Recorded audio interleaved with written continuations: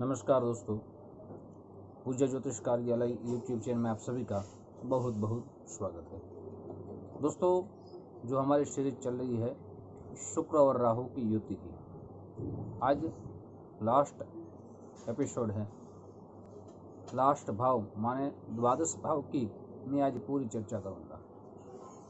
दोस्तों, द्वादश भाव में अगर शुक्र और राहु विराजित है तो जीवन की कुछ समस्या उत्पन्न होती है, जैसे बार बार किसी को प्यार होना। वैसे तो प्यार जीवन में सच्चा एक ही बार होता है, उसको सच्चा प्रेम कहा गया है। लेकिन आज मैं उस प्रेम के बारे में चर्चा नहीं करूँगा।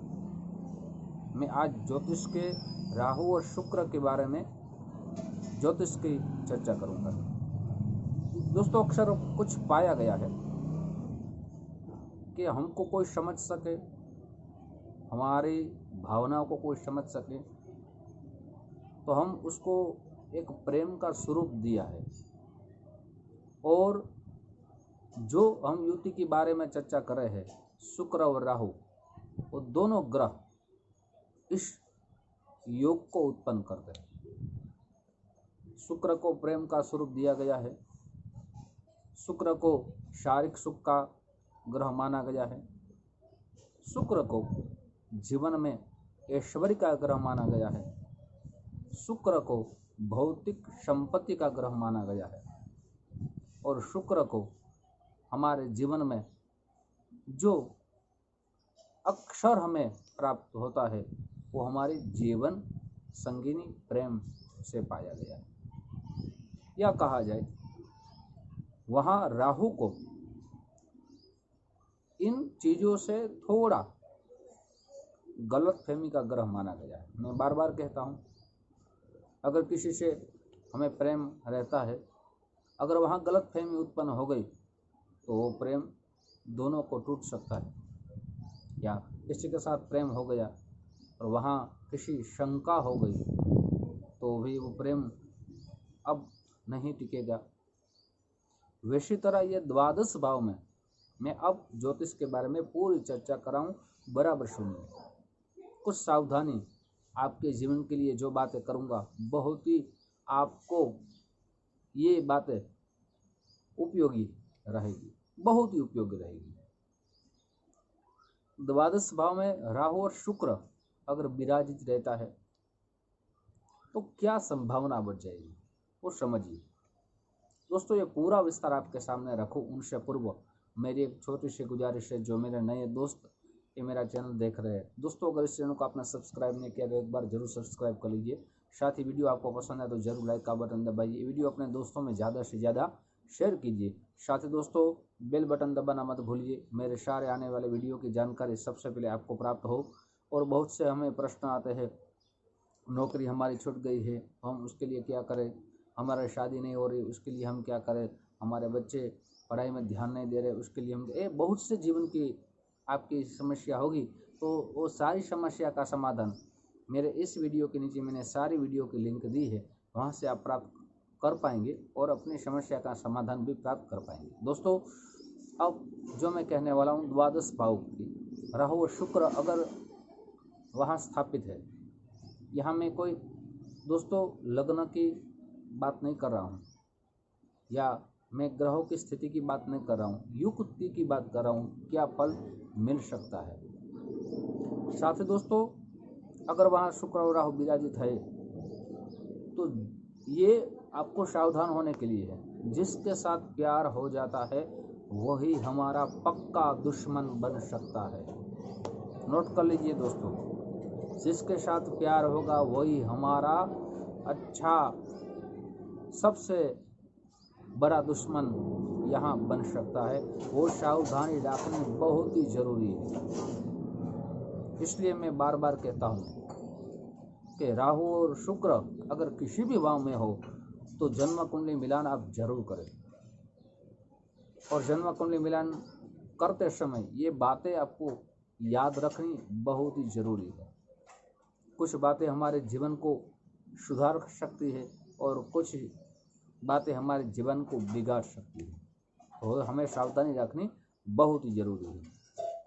अगर शुक्र और राहु किसी भी जातक के जन्म कुंडली में स्थापित रहता है, वो अपने बिजनेस का पैसा ज़्यादातर देखा गया है कि किसी के साथ प्रेम करता है वहाँ वो लुटा देता है, वो उनमें बड़ा भाव रखता है, लेकिन वहाँ से धोखे मिलने की पूरी उम्मीद यहाँ देखी गई है। साथ ही ये भी देखा गया है कि अगर राहु और शुक्र द्वादश भाव में विराजित है, शादी होने के बाद भी दोस्तों जिसके साथ वो प्यार करते हैं वही बार बार अपने जीवन में वो दखल अंदाजी करने लगते हैं और उसके साथ उसका विवाह जीवन भी बिगड़ जाता है। कुछ ऐसे कारण हमारे जीवन में निर्मित होते हैं कि शुक्र और राहु द्वादश भाव में होने के कारण बार बार प्यार होने की संभावना और प्यार होने के बाद भी वो हमारे दुश्मन होने की संभावना वो अक्सर पाए। और ये युति का फल कब प्राप्त होता है? जब महादशा आती है, शुक्र और राहु की महादशा आती है या अंतर्दशा आती है, तब ये योग का फल मिलने की पूरी संभावना बढ़ जाती है। दोस्तों साथ ही ये भी देखा गया है, शुक्र और राहु अगर द्वादश भाव में होंगे, जो जातक की कुंडली में वो ऋणी हो सकता है, अपने जीवन में पैसे बहुत प्राप्त करेगा, लेकिन ज़्यादातर देखा गया है कि वो ऋणी माने पैसा का उसके ऊपर ऋण चढ़ता ही रहता है। ऐसा कहा जाए आय से ज़्यादा व्यय हो जाता है।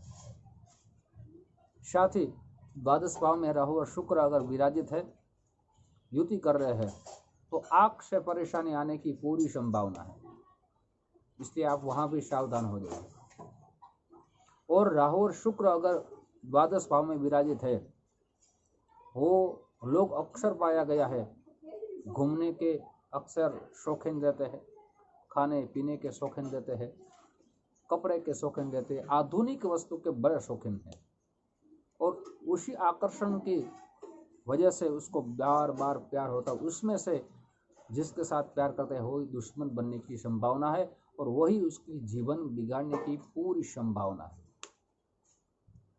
इसलिए अगर आपकी जन्म कुंडली में राहु और शुक्र का युति हो रही है, तो कोई अच्छे पंडित से उसका निवारण उपाय आप जरूर कराइए, और जन्म कुंडली मिलान करते समय ये बातें आप जरूर याद रखें। दोस्तों ये हमारे 12 भाव के 12 में मैंने आपके सामने शुक्र राहु की युति के बारे में चर्चा की है, और साथ ही आपने इस सीरीज को बहुत ही प्यार दिया है। ऐसे ही दोस्तों मैं युति की सीरीज अब ग्रहों के बारे में चर्चा आपके सामने रखने वाला हूं।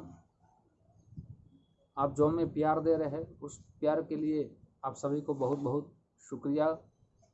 साथ ही दोस्तों मुझे लग रहा है कुछ ही समय में 1 लाख सब्सक्राइब हमारे हो गए हैं, तो उसके लिए पहले से आप सभी को बहुत बहुत प्यार भरा दिल से शुक्रिया। क्या ये जो मैंने ज्योतिष की चर्चा आपके सामने वीडियो के माध्यम से रखी है, और आपने वो सारी बातें सारे वीडियो को बहुत प्यार दिया। दोस्तों बहुत से लोग इस चीज़ के बारे में मुझे प्रश्न आ रहे हैं, और फिर से आपको मैं कह रहा हूँ, अगर आपके जीवन की जिज्ञासा वृत्ति है ज्योतिष के बारे में, और आपके ज्योतिष के बारे में जगत यथार्थ है कोई प्रश्न हो, तो आप मेरे कमेंट्स बॉक्स में जाके अपना प्रश्न जरूर रखें। आपका प्रश्न देख के जगत यथार्थ है प्रश्न होगा तो उसके ऊपर मैं जरूर वीडियो बनाऊंगा और आपके सामने रखने की पूरी कोशिश करूंगा, जिसके आपकी जानकारी बढ़े। साथ ही दोस्तों बहुत से लोग वहाँ जन्म तारीख, जन्म समय, जन्म स्थल अपना लिख देते हैं, वो प्रश्न रहा है। अगर आपको अपनी जन्म पत्रिका के बारे में जानना है तो मेरा नंबर भी दिया है, आपको कुंडली बना के पूरा आपको जन्म पत्रिका के बारे में आपको बताया जाएगा। लेकिन जगत यथार्थ कोई प्रश्न हो तो आप जरूर लेते, उसके ऊपर मैं आपको वीडियो जरूर बना के देने की पूरी कोशिश करूँगा। साथ ही दोस्तों फिर से आपको कह रहा हूँ, अभी लॉकडाउन के कुछ दिन अभी बाकी है। आप घर में रहे, सुरक्षित रहे, और आज तक जिसने भी हमारे स्वास्थ्य के लिए कड़ी मेहनत की है, अपनी जान की बाजी लगा दी है, उस सारे वीरों को, डॉक्टर हो, सैनिक हो, पुलिस मैन हो या सारे कर्मचारी हो, सबको बहुत बहुत भगवान से हम इतनी प्रार्थना करें कि उसका और उसके परिवार का स्वास्थ्य अच्छा रहे और साथ साथ उसका सहयोग करें। दोस्तों YouTube के माध्यम से फिर हमारी मुलाकात होगी। आप सभी को मेरा दिल से बहुत बहुत शुक्रिया। जय श्री कृष्ण, महादेव।